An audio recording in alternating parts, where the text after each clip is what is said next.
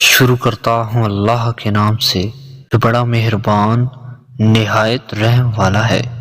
سیدنا ابو ہریرہ رضی اللہ تعالی عنہ سے روایت ہے کہ نبی کریم صلی اللہ علیہ وآلہ وسلم نے فرمایا، جس آدمی سے علم سے متعلق کوئی سوال کیا گیا لیکن اس نے اس کو چھپایا تو قیامت کے روز اللہ تعالیٰ اس کو آگ سے لگام ڈالیں گے۔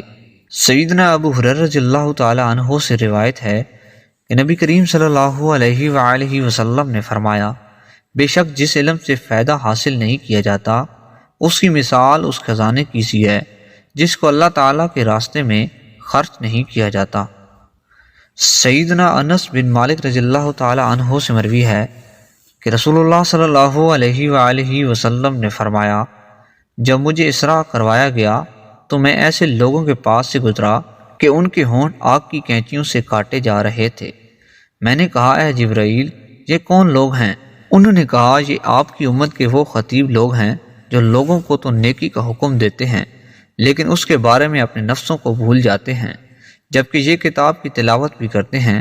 کیا پس یہ لوگ عقل نہیں رکھتے؟